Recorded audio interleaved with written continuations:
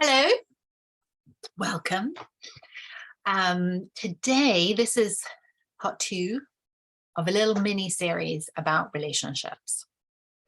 And when I want to share with you some really simple ideas that I think are really powerful in the way that we approach relationships, what's happening in the relationships, why often they feel so challenging.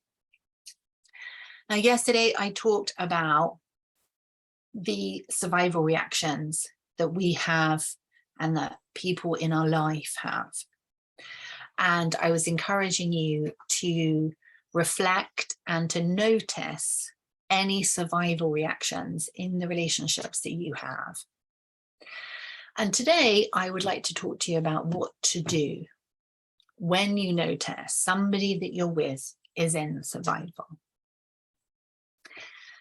So there are a few different things to do. First, obviously, we recognize, oh, I think this person's in survival. Now, what's really important is we never tell people that they're in their survival brain, ever, because that's extremely aggravating. When somebody is in an emergency state, which is what survival is, they feel that they're in an emergency state. There is an emergency. And if you come along and basically say, oh, look, there's no emergency, it's like telling them that they're overreacting, and it won't go very well. So the first thing is you never tell people when they're in survival. You recognize this person is in their survival brain. They're having these fight, flight, freeze, or appease reactions. We don't tell people. And the second thing to do is we don't use any words. Words are really activating to the survival brain. They just add fuel to whatever the fire is. We can use comforting noises if it feels, tolerable to that person. So kind of,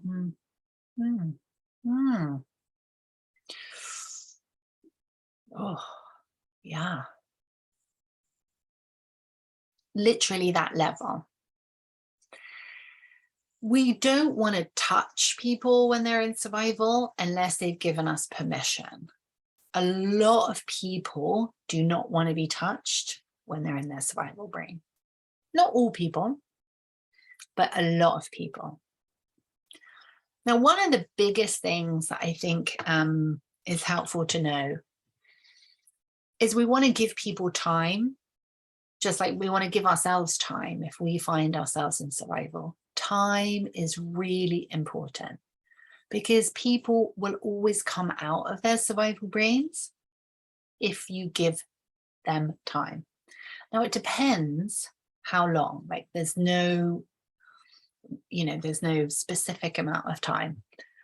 For some people, it can be very quick. For some people, it takes a lot of time. And part of it is about being patient with the process. Like when I'm in survival,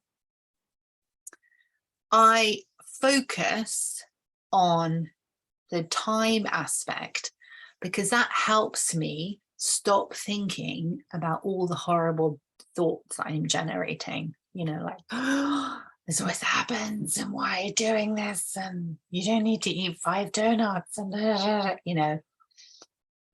the thoughts that are generated in survival are horrible, often harrowing. So I always like to think, I'm going to come out of this. I just need time. And it's the same with other people. Now, it's really important, like this is one of the incentives to give people time, is that you can't have good conversations. You can't have resolution around conflicts. You can't make agreements that are authentic. You can't, you can't get an apology from somebody, for example. You can't get anything reasonable from someone when they're in survival. So you can't expect it. Like, don't expect any reasonable things to be coming out somebody's mouth, right?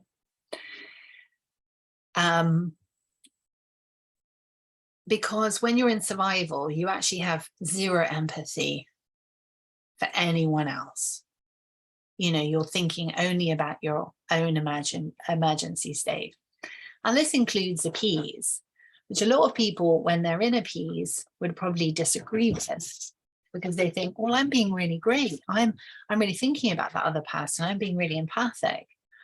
But actually, it's not a genuine empathy, because appease is less about other people's feelings and more about, less about your own feelings initially, and more about somebody else is having feelings. That makes me feel really uncomfortable. And so I am going into survival because I find their feelings so unsafe. So people have zero empathy. They can't make good agreements. So time and allowing that is really important. Now, I want to say as a kind of caveat that you're not obliged to stay with anyone when they're in survival. You know, it can often be really challenging. It can feel too much, and it can very easily, very, very easily activate our survival brains.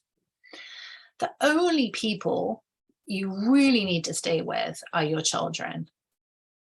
That is a kind of really important differentiator, because, you know, you, and I'm talking about not adult children, I'm talking about, you know, less than 18 children, I suppose. Because children are learning from us what is safe and what is not safe. And we are the people who are in charge of that. As parents, we're there to provide physical safety, to provide emotional safety when we, you know, if we've learned how to do that, or if we've, you know, received that ourselves. So when you leave a child, when they're in their survival, it's often extremely scary to them, because survival is an emergency response, and the way to counter that is to provide physical safety to the body, to tell them there is no emergency. So if a child is in survival and you're, as their parent, meant to be that physical safety for them, and you leave, that can be really hard for the child. And that's obviously quite a big conversation, because how, you need to make sure that you're providing safety for yourself when you're with a child when they're in survival. But that's really the important thing to know, is you're not obliged to stay with anyone.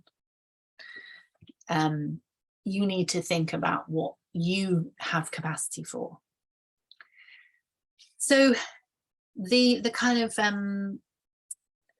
the last part of it is you give people time.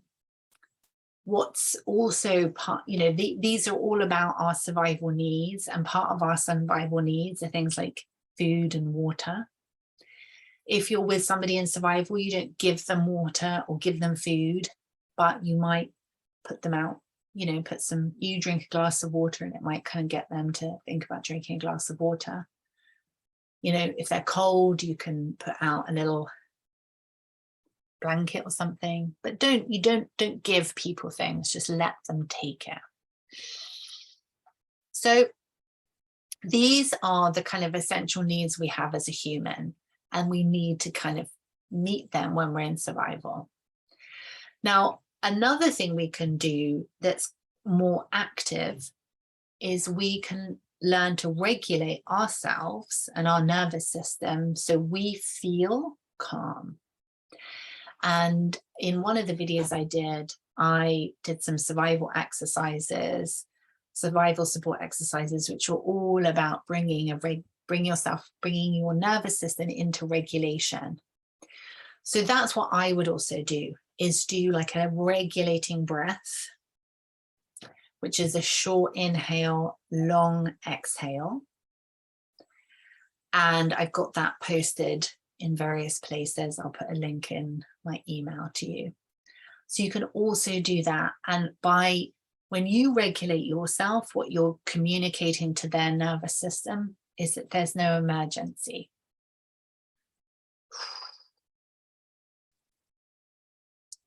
And when you communicate there's no emergency, often their nervous system will start to pick that up. So I hope those tips were useful. I have a lot more to share about this work. It's really simple, really powerful. But connecting it to your own life and how to practice, that's the work that I do, and it's really effective in helping people build better relationships with each other, know what's happening to that other person, know what's happening to yourself, so that then you can make different choices about how you're communicating, how you're showing up with each other and responding to each other. So I really hope that was helpful. I would love to hear if you have any questions. And I have another video on the way, which is another amazing, simple tool that everyone should know, that has been transformative in my relationship, in my marriage, but also in the relationships with the people around me. So thank you so much. I will see you in the next video.